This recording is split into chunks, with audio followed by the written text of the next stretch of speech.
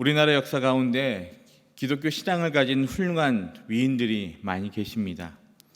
그 중에서 월남 이상제 선생님을 잠깐 소개하고자 합니다. 이상제 선생님은 대한제국의 미국 공사관 서기관을 역임한 개화파 정치인이며 일제강점기 조선에서 활동한 계몽운동가이자 독립운동가이십니다. 1896년에 서재필 선생과 함께 독립협회를 조직해 독립문을 세우고 또 독립신문을 창간했던 분입니다. 그리고 황성 기독교 청년회 즉 YMCA 초대 교육부장에 선임되면서 청년이라는 말을 사용하셨다고 합니다. 장사 100명만 있어도 나라를 구할 초석이 된다라는 말로 청년들을 계몽하여 여러 체육 활동으로 장래 지도자들을 양성하는 일에 온 힘을 기울였습니다. 그래서 황성 YMCA 야구단을 창설하여 1921년에 전 조선야구대회에서 시구자로 나서기도 하셨습니다.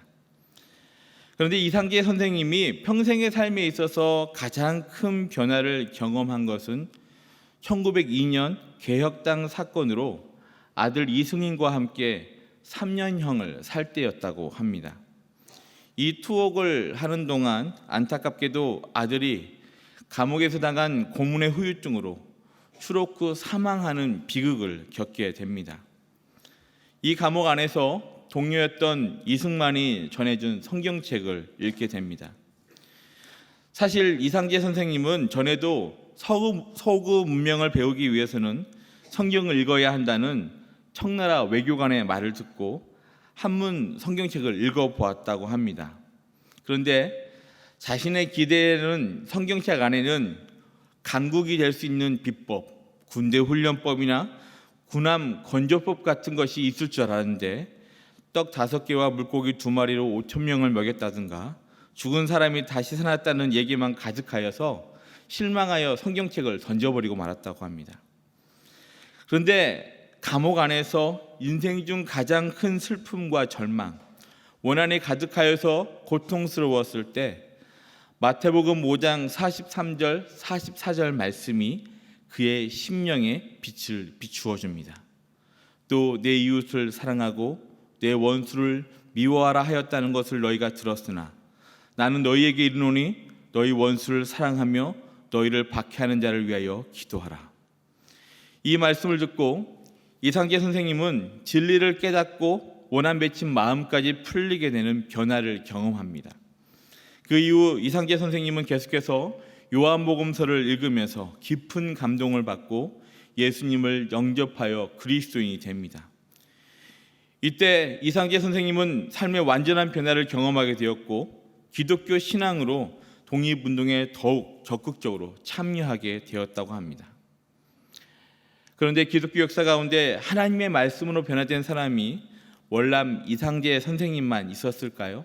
그렇지 않습니다. 하나님의 말씀인 이 성경 말씀은 수많은 인생을 변화시켰습니다. 저와 성도님들이 이 자리에 있는 것도 이 놀라운 하나님의 말씀의 능력을 체험하였기 때문이 아니겠습니까? 그래서 로마서 10장 17절 말씀은 이렇게 말씀합니다. 그러므로 믿음은 들음에서 나며 들음은 그리스도의 말씀으로 말미암았느니라. 오직 그리스도의 말씀, 하나님의 말씀을 들을 때에만 영적 변화를 경험할 수 있다고 우리에게 말씀합니다. 오늘 읽은 창세기 12장 말씀은 성도님들도 잘 아시는 내용입니다.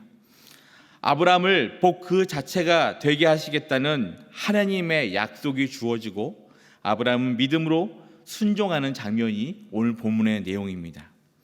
그런데 오늘 본문을 보면 아브라함의 놀라운 변화는 하나님의 말씀을 통해 나타났음을 발견할 수 있습니다. 그리고 저와 이 자리에 계신 모든 성도님들이 이 놀라운 하나님 말씀의 능력을 더 깊이 깨닫고 놀라운 변화를 경험하는 은혜가 충만하기를 간절히 소망합니다. 그렇다면 하나님의 말씀이 성도들을 어떻게 변화시킬 수 있을까요? 첫째로는 하나님은 말씀을 통해서 성도를 부르십니다. 오늘 본문은 하나님의 말씀으로 변화된 아브라함의 모습을 보여주고 있습니다. 아브라함의 그 과거의 모습은 어땠을까요? 여호수아 24장 2절을 보면 이렇게 기록되어 있습니다.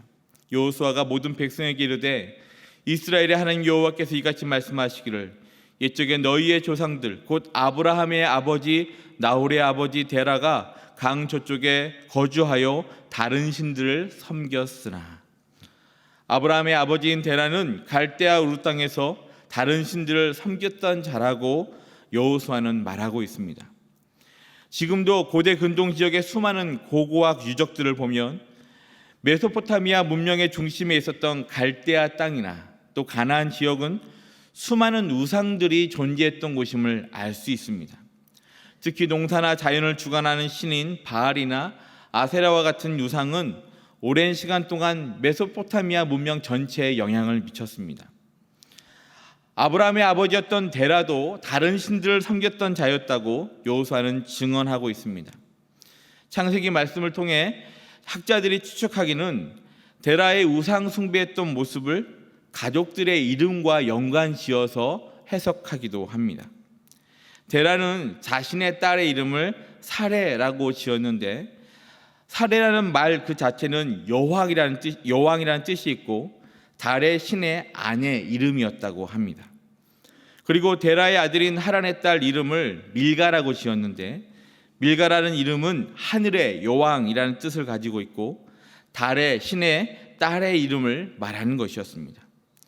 이렇게 데라와 그의 가족은 달의 신이라는 우상을 섬겼고 우상의 문화를 따르는 것이 당연하게 여겨졌던 것입니다. 그런데 이런 아브라함에게 하나님은 나타나셨습니다. 그리고 하나님은 말씀을 통하여 아브라함을 부르셨습니다. 창세기 12장 1절 말씀이 어떻게 시작합니까? 여호와께서 아브라함에게 이르시되 라고 말씀합니다.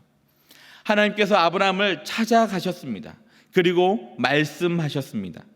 하나님의 임재의 역사가 아브라함이라는 한 사람을 통하여 그리고 하나님의 말씀을 통해 일어난 것입니다. 창세기 11장까지의 역사는 하나님의 창조, 인간의 타락, 그리고 죄의 역사에 대한 기록이었습니다. 인간의 죄악에 대해서 심판의 그 절정은 노아 때의 홍수 심판이었습니다. 그때도 하나님은 은혜로 노아와 그의 가족들을 살려주셨고 하나님의 은혜로 새로운 인류의 역사가 시작되었습니다. 이와 같은 하나님의 은혜에도 불구하고 인간은 그 안에 가득한 죄성으로 말미암아 하나님과 같이 높아지려고 하는 교만의 죄악을 범합니다. 이런 교만의 죄악은 바벨탑으로 상징되었고 하나님께서는 인간의 언어를 혼잡하게 함으로 민족들을 온 세상으로 흩어지게 만드셨습니다.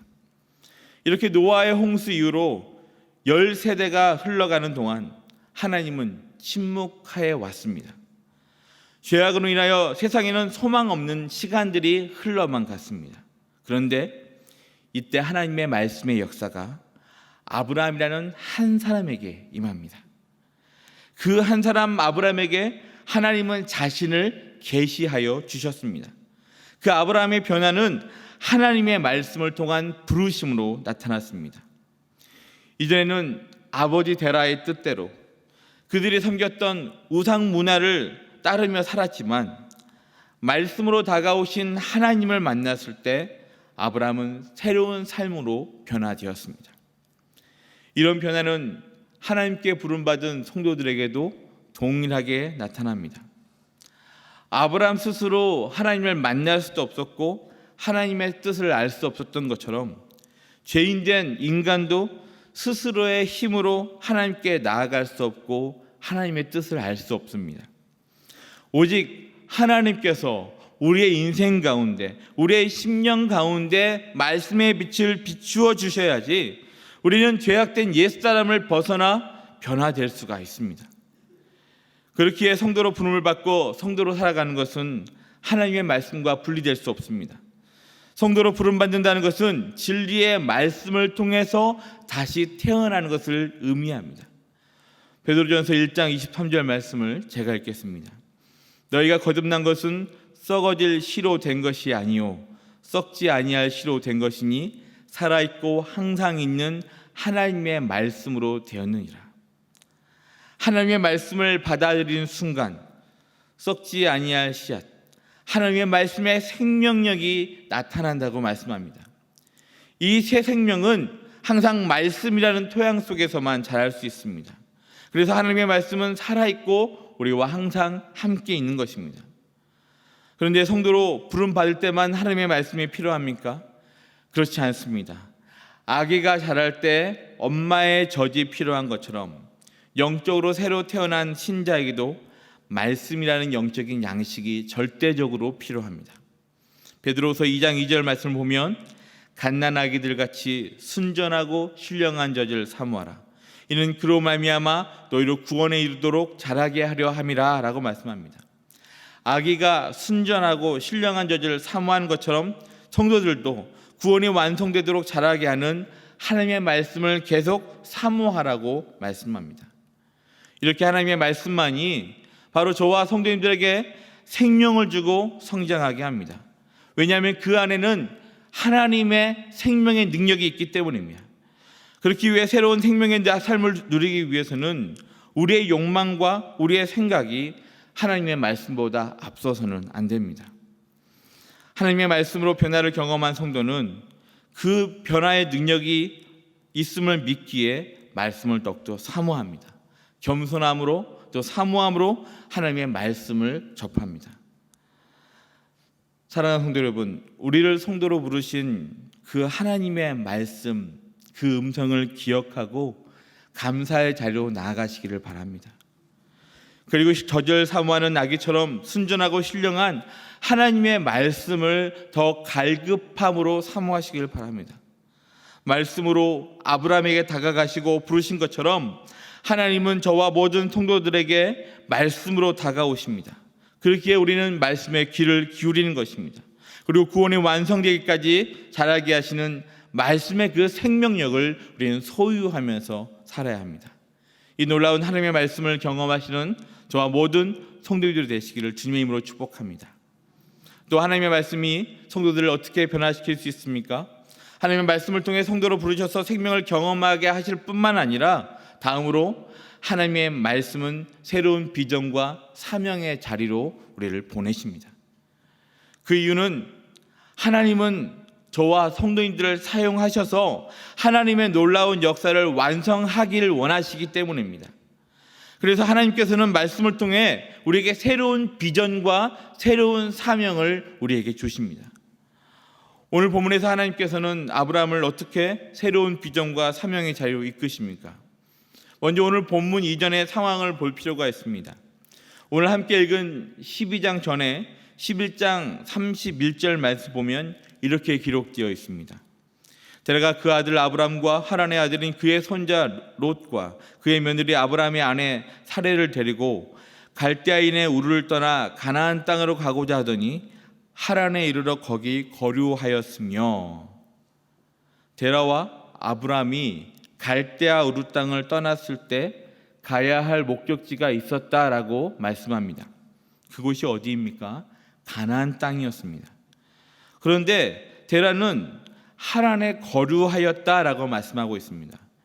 여기서 거류하다라고 하는 말은 히브리어로 야샤부라는 단어를 사용하는데, 이 단어는 임시적으로 산다라는 의미가 아니라 그곳에 정착했다라는 뜻을 가지고 있습니다. 그런데 이 장면을 설명한 다른 성경을 보면 아브라함이 부름받은 곳이 갈대아 우르라는 것을 언급하고 있습니다. 예를 들면 느헤미야 9장 7절 말씀 보면 이렇게 기록되어 있습니다. 주는 하나님 여호와시라. 옛적에 아브라함을 택하시고 갈대아 우르에서 인도하여 내시고 아브라함이라는 이름을 주시고, 느헤미야 말씀에서는 하나님께서 아브라함을 부르신 곳이 갈대아 우르라고 명시하고 있습니다. 그리고 사도행전 7장 2절에서 3절에 기록된 스데반의 그 설교의 시작을 보면 아브라함을 향한 하나님의 부르심을 이렇게 설명하고 있습니다. 스데반이 이르되 여러분 부형들이여 들으소서. 우리 조상 아브라함이 하란에 있기 전 메소보다미아에 있을 때 영광의 하나님이 그에게 보여 이르시되 내 고향과 친척을 떠나 내가 내게 보일 땅으로 가라 하시니, 아브라함에게 내 고향과 친척을 떠나 내가 내게 보일 땅으로 가라는 명령이 주어진 곳이 어디라고 말씀하고 있습니까? 하란에 있기 전 메소보다미아라고 말씀합니다. 그런데 오늘 본문의 창세기 12장을 보면 아브라함이 부름받은 곳이 하란으로 추측하게 합니다. 하란에서 정착한 상황을 앞서 11장에서 설명하고 묘사한 다음에 12장 말씀이 나오기 때문입니다. 창세기 11장 31절의 말씀과 성경의 다른 기록을 종합해보면 먼저 데라와 아브라함이 함께 갈대아 우르 땅에 있을 때 고향을 떠나 가나안 땅으로 가라는 명령이 있었음을 우리는 짐작할 수 있습니다. 그런데 문제는 데라가 분명히 가나안 땅으로 가려고 갈대아 우르 땅을 떠났으나 가다가 중간 지점인 하란에 머무르고 말았다는 것입니다. 성경에는 그 이유가 분명하게 나와 있지는 않지만 데라는 앞에서 제가 설명한 것처럼 바로 강 저편 갈대아 우르에서 우상을 섬겼던 자임을 기억할 필요가 있습니다. 데라도 하나님을 믿었습니다. 그래서 가나안 땅으로 떠나간 것입니다. 문제는 하나님뿐만 아니라 다른 우상 신앙도 그에게 영향을 미쳤다라는 것입니다. 앞서 사레라는 이름이나 또 밀가라는 이름이 달의 신과 깊은 연관이 있었다고 말씀드렸는데, 이런 달의 신을 믿는 혼합주의 신앙 때문에 데라는 달의 신 숭배의 중심지였던 하란에 멈추고 말았다고 학자들은 추측합니다. 즉 갈대아 우르 땅에서 하나님께서 데라와 아브라함을 부르셨고 가나안 땅으로 보내셨지만 데라의 불순종으로 말미암아 그 여정이 멈추고 만 것입니다. 바로 이때 하나님께서 아브라함에게 나타나십니다. 그리고 그를 부르십니다. 데라의 가족이 멈춰버린 하란 땅에서 아브라함에게 새로운 비전과 사명을 주십니다. 우리 1절과 2절 말씀을 함께 읽도록 하겠습니다. 시작.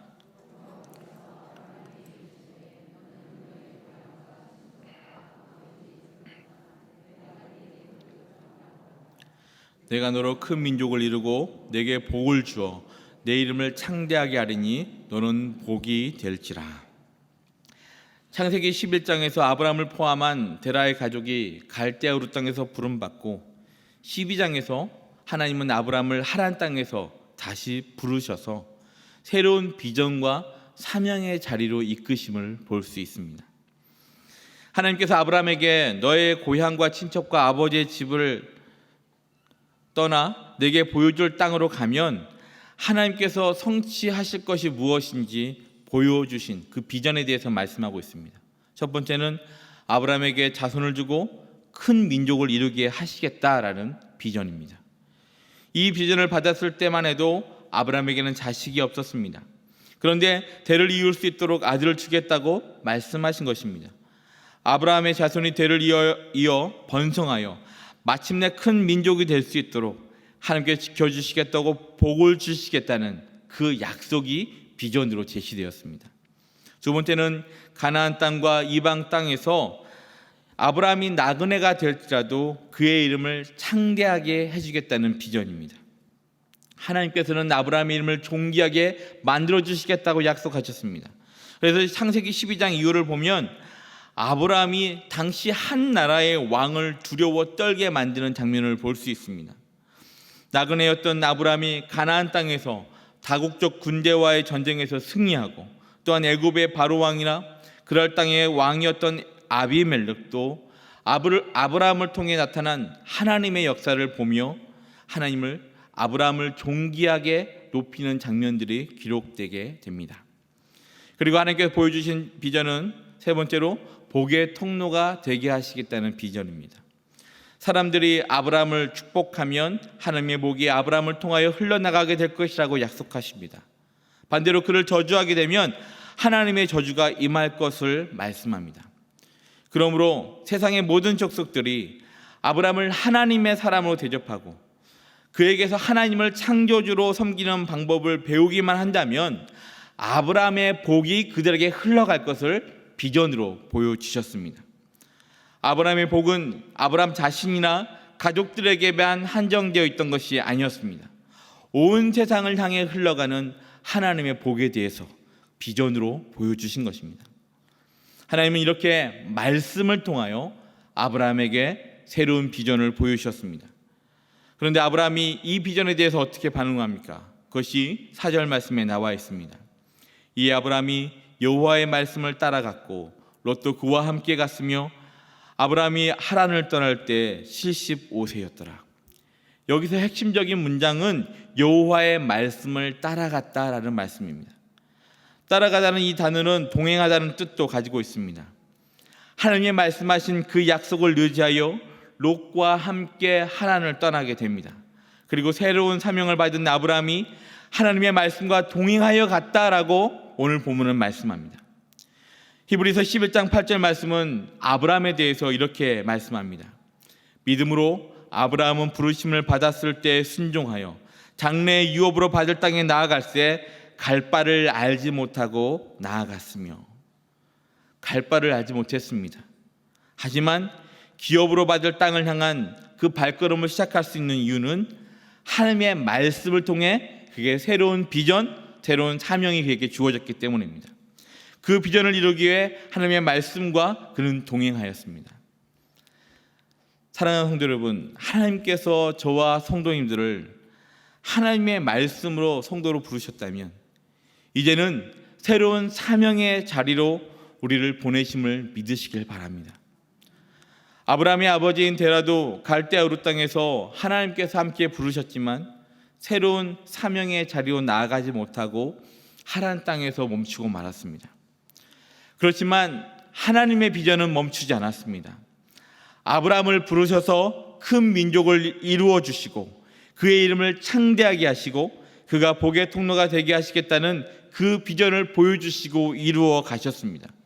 그리고 아브라함은 그 비전을 새로운 사명으로 삼고 나아갈 바를 알지 못했음에도 불구하고 하나님의 말씀에 순종하여 발걸음을 시작하게 됩니다. 그때 하나님은 그를 통해 새로운 역사를 이루어 가십니다. 한 가족의 대가 끊기지 않고 계속 이어가게 하셨을 뿐만 아니라 새로운 민족, 하나님이 택하신 민족 이스라엘을 세우시는 새로운 비전을 성취하십니다. 우리도 데라처럼 처음에 하나님의 비전과 명령에 순종하다가도 불순종으로 말미암아 멈출 수 있습니다. 우리의 의지가 약해서, 우리의 믿음이 연약해서, 아니면 나태해서 그럴 수도 있습니다. 하나님의 사명과 비전이 우리에게 주어졌지만 어느 순간 그 부르심의 감격이 점점 약해지기도 합니다. 그렇지만 우리를 향한 하나님의 부르심과 사명, 그 부르심은 멈춘 것이 아닙니다. 왜냐하면 하나님은 지금도 저와 성도님들을 사명의 자리로 부르고 계시기 때문입니다. 세상에 살다 보면 우리는 세상에서 매우 작은 자처럼 느껴지기도 합니다. 교회 다니는 사람이 소수처럼 느껴져서 그냥 다른 사람들 앞에서 튀지 않고 조용하게 신앙생활하자라고 스스로 다독거리기도 합니다. 그 가운데 우리의 열정이 식어질 때도 있습니다. 마치 데라가 가나안 땅으로 가고자 했던 발걸음이 하란에서 멈추었던 것처럼 말입니다. 그러나 하나님은 우리를 다시 하나님의 비전과 사명의 자리로 부르십니다. 가족 구원의 사명의 자리로, 직장에서 복음을 전할 그 사명의 자리로, 교회에서 기도와 헌신의 자리로 우리를 부르시고 계십니다. 물론 사명의 자리로 나아간다는 것이 쉬운 일이 아닙니다. 부담되기도 합니다. 내가 아니라 다른 사람이 갔으면 하는 생각이 들기도 합니다. 주님, 제가 여기 있사오니 나 말고 쟤를 보내소서, 그렇게 말하고 싶은 마음도 있습니다. 그렇지만 그 새로운 비전과 사명에 우리가 순종하지 않는다면 하나님께서 예비하신 역사의 도구로 쓰임받을 기회를 우리가 놓치는 것입니다. 하나님의 축복의 통로로 사용될 그 기회를 우리가 놓치는 모습을 보이는 것입니다. 사랑하는 성도 여러분, 새로운 비전과 헌신의 자리로 나오라는 그 하나님의 그 부르심, 그 음성을 거부하지 마시길 바랍니다. 하나님께서 기도의 사람이 필요하다고 말씀하시면 기도의 자리로 나아가십시오. 헌신의 사람이 필요하다고 말씀하시면 순종의 자리로 나아가십시오. 하나님은 이럴까 저럴까 우물쭈물하면서 쭈뼛하게 서 있는 사람을 사용하시지 않습니다.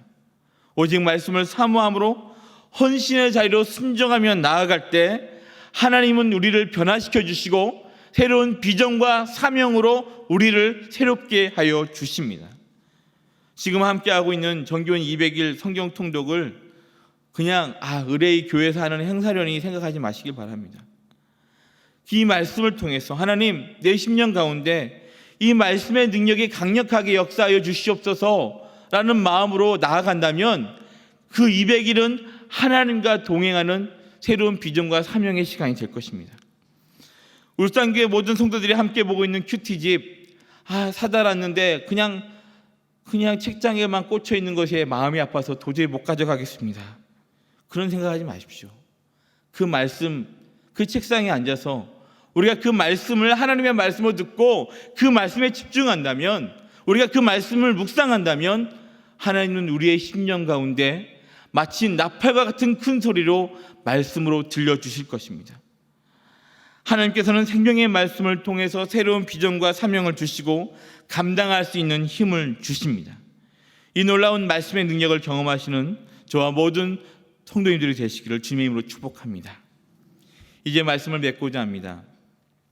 처음에 말씀드렸던 월남 이상재 선생님에게 어떤 사람이 질문을 했습니다. 신앙생활을 하면서 어떤 유익이 있느냐고 물어본 것입니다. 그때 월남 이상재 선생님은 이렇게 고백했다고 합니다. 예수 믿는 믿음이 아니었더라면 나의 가족이 구원될 수 없었고 이 어두운 시대를 살아가는 법을 배우지 못했을 것이고 새 시대에 대한 희망을 갖지 못했을 것입니다.